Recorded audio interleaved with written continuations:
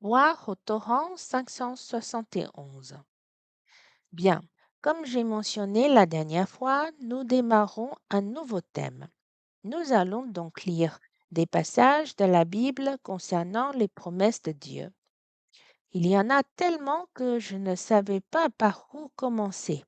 J'ai décidé alors de commencer par les promesses de vie, du salut et de la vie éternelle, car je pense que le salut établi par Rabbah et le Seigneur constitue le début de notre vie. Dès l'accomplissement du salut, il nous faut avoir la foi pour l'obtenir. C'est pour cette raison que je voulais commencer par cette catégorie de promesses et apprécier les passages. Donc aujourd'hui, j'ai choisi l'Évangile de Jean, chapitre 3, verset 16, un verset qui nous est très familier. Lisons ensemble et lentement. J'espère que vous allez savourer ce passage. Car Dieu a tant aimé le monde qu'il a donné son Fils unique, afin que quiconque croit en lui ne périsse point, mais qu'il ait la vie éternelle. Je crois que cette promesse n'est pas nouvelle pour nous. C'est aussi le premier verset que beaucoup de frères et sœurs savent réciter. Ce verset est court, mais plein de saveur. Il me rappelle une petite histoire, mais j'ignore si elle est vraie ou pas, mais je la trouve très intéressante et vous la partage car elle parle de ce verset. Autrefois, il y avait un chrétien qui est allé évangéliser. Au moment de déjeuner, il a vu un enfant mal vêtu et tout sale qui cherchait à manger dans les restes de nourriture tels que le pain. Ce chrétien avait pitié de l'enfant et l'avait invité à déjeuner avec lui. Il lui demanda comment il s'appelait et l'endroit où il habitait. L'enfant répondit qu'il n'avait pas de nom, ni de parents, ni de frères, ni de sœurs, mais qu'il était un orphelin errant.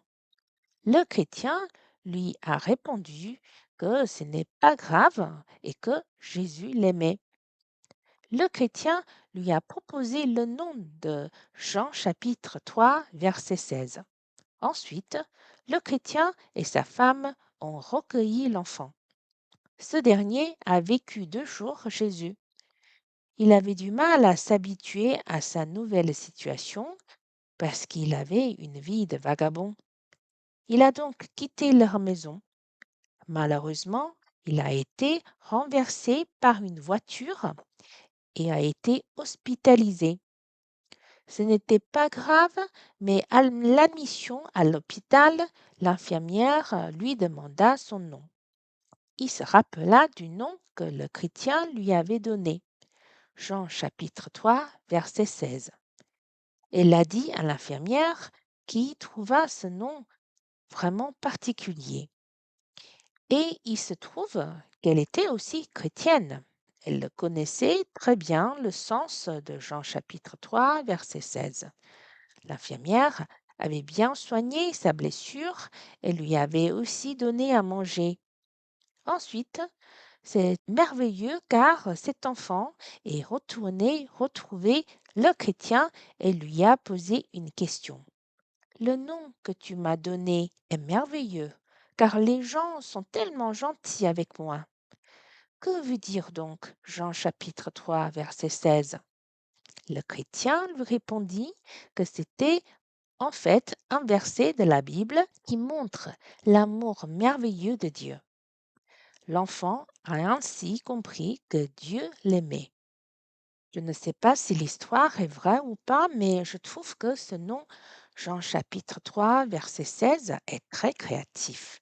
Ce verset est court, mais nous révèle la largeur, la longueur, la profondeur et la hauteur de l'amour de Dieu.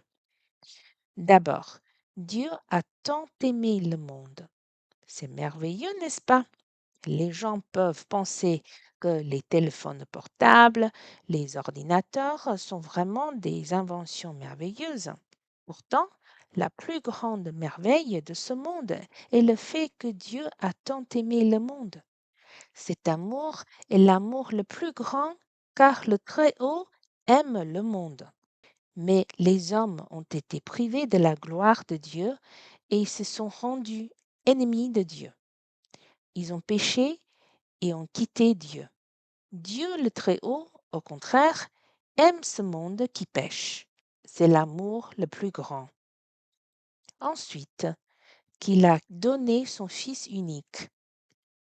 Dieu a donné son Fils unique au monde. Cet amour est si profond au point de donner son Fils unique, qui était dans son sein, au monde. C'est aussi le plus grand cadeau. Nous, les pécheurs, avons péché et nous nous sommes éloignés de Dieu, mais il semble que Dieu s'est précipité pour nous donner ce cadeau. Rien, rien dans ce monde n'est plus précieux que le Fils de Dieu. Mais Dieu nous aime tellement profondément qu'il nous a donné son Fils bien-aimé. Et en plus, il nous l'a donné sur la croix. C'est certainement l'amour le plus profond afin que quiconque croit en lui puisse obtenir cet amour. Réfléchissez-en, n'est-ce pas l'amour le plus large? C'est l'amour le plus large, le plus pressant, qui que ce soit, sans distinction, les plus sales, les plus grands criminels, voire les plus intelligents, les plus sages, Dieu les aime et les sauve tous autant. Son amour est si large au point que ceux qui ont été hostiles envers lui, qui se sont opposés à Jésus, qui ont tué Jésus, Dieu les aime. C'est l'amour le plus large. Ne périsse point, mais qu'il ait la vie éternelle. C'est très précieux que cet amour ne soit pas temporaire, mais dure jusqu'à l'éternité. Nous ne périssons plus, mais avons la vie éternelle. Nous allons apprécier et connaître Dieu pour l'éternité. Nous serons avec Dieu pour toujours. Cet amour est certainement l'amour le plus long. Seulement ce court verset nous révèle déjà la largeur, la longueur, la profondeur et la hauteur de l'amour de Dieu. N'est-ce pas précieux? En fait, à chaque fois qu'on médite et apprécie ce verset, nous sommes toujours émus par cet amour. C'est trop précieux que Dieu utilise toujours l'amour de la croix pour aimer chacun de nous. Rien n'a changé. Que nous puissions tous apprécier profondément. On peut dire que cette promesse est la plus grande bénédiction de l'humanité. Concernant les promesses de Dieu, celle-ci est une promesse sans condition. Bien sûr, vous pouvez dire comment ça sans condition, s'il faut croire. En fait, nous devons avoir la foi car c'est l'accepter.